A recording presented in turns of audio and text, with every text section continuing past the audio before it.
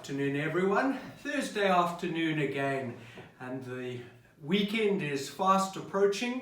Sunday is going to be upon us very, very soon. And so I'm in the final stages of preparing for my sermon. And so I would, as I have done for the last few weeks, share with you some of the thoughts that these readings have brought to my mind during this week as I've prayed and reflected on the readings.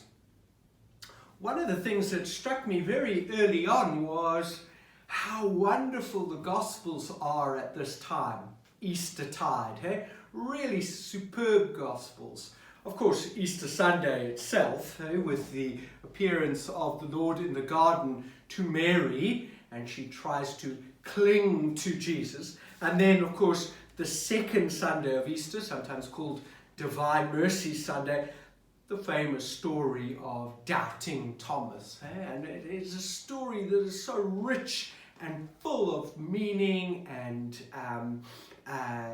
direction for our lives as disciples. And of course, the third Sunday, the disciples on the road to Emmaus.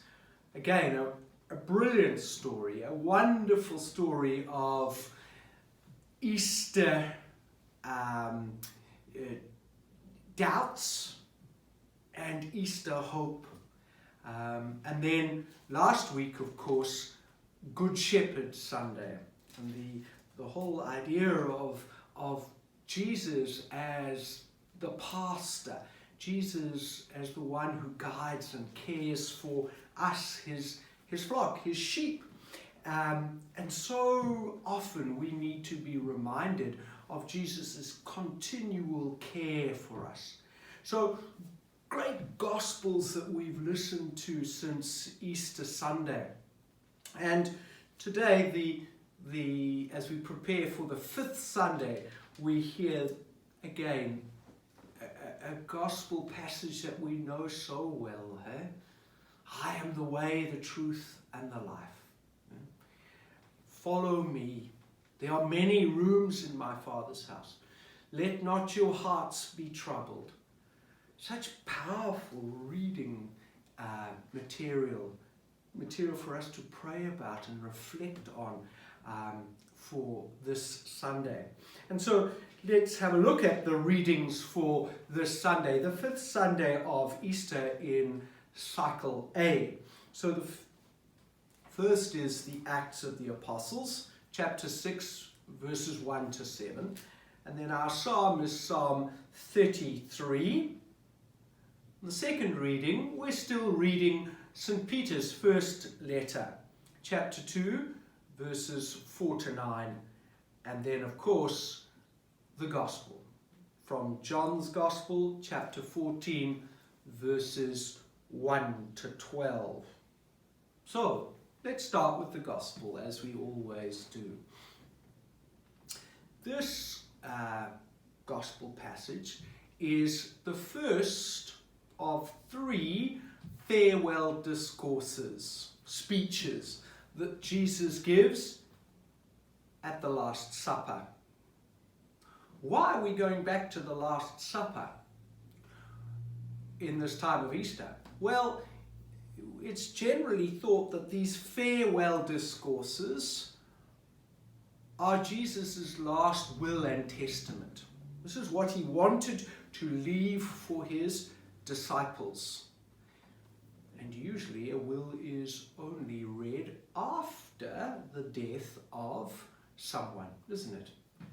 The will comes into effect when that person has died. So in many ways, these farewell discourses of Jesus were meant to be read after his death. And this is the first of three. And it starts in chapter 13 of John's Gospel, and there's a mozzie here, and it's after Judas has gone off to betray Jesus. So you can imagine there's a bit of tension in the air. And Jesus starts in verse 33, "My little children, I shall not be with you much longer." So that's how he starts these farewell discourses.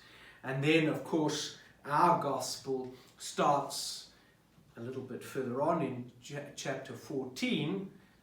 "Do not let your hearts be troubled. Trust in God still." So Jesus senses this tension in the gathering, in the community at the Last Supper. And he says, I'm not going to be with you, but don't be troubled. Don't be afraid. And then proceeds to highlight important issues about following him now that he is not there. I would say that our gospel today almost has two parts. And I think I'm going to concentrate more on the first part of the gospel for Sunday, where it talks about the many rooms. Has heaven got lots of little rooms? I don't think so. I think what Jesus is trying to convey there is a sense of there is place in our relationship with God, with Jesus, for everyone. That everyone is able to be in and with Jesus. And that everyone brings something of value and something of worth to the relationship. And so through our service and our sharing of the gifts, we create a space in and with God. So that's sort of what I'm thinking about in the gospel at the moment. And I think that's powerful for us to reflect upon. I think too that it leads then to the first reading from the Acts of the Apostles, where some in the community were beginning to feel they didn't have a place. There wasn't a space for them. The Hellenists. Who were the Hellenists? The Hellenists were the Greek-speaking Jews. They're not Gentiles or pagans. They are Jews, but those Jews who speak Greek. In fact, many of them could hardly speak Hebrew. So there's a tension between the Hebrew-speaking Jews and the Greek-speaking Jews, the Hellenists. And the Hellenists are a minority, and they're feeling that they're not getting what they should get, that others are discriminating against them. The Hebrew-speaking Jews are discriminating. And so they felt that they didn't have a place in the community. And so from their feelings of jealousy, of frustration, of anger, of isolation, they pray and address the apostles, who pray further and find a solution. And that solution is the development of deacons, the diaconate, those men who are meant to serve. And so something positive comes from something that is a bit negative. So certainly in our first reading, we're moving a little bit further into the life of the new church. The first few chapters of the Acts of the Apostles, we had this vision of a perfect, happy, committed community. We're now into chapter 6, and we're beginning to see tensions. But those tensions through prayer are resolved. Those tensions, through the gift of the Spirit, turn into something positive, so that everyone has a room, a place in Jesus. And that sense of being a household, being together, is taken up in our second reading from St. Peter's first letter. That we all are being built up to be a special dwelling place for the Lord. And that does require a bit of work and a bit of effort.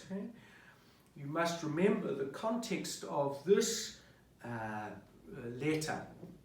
The temple in Jerusalem had been destroyed. There was no longer a temple for the Jews to go and worship and offer sacrifice. And so the priesthood was almost, well, it became dysfunctional. They didn't have anything to do because the temple had been destroyed. And so the place of worship, as well as the priests, were fading in importance. And so St. Peter uses the image of us being the temple, the community becoming the temple of God, and that our offering of praise makes us priests. Our sacrifice of praise makes us priests. Because we are priests, prophets, and kings, remember, we're able to offer a sacrifice of praise. And it is in that offering that we are built up into God's community, God's household, where there is a place and a space for everyone. So there's some of my thoughts as I prepare for the sermon on Sunday. I hope you will join us for the 5th Sunday of Easter. We look forward to having you. Till then, take care and be safe. God bless.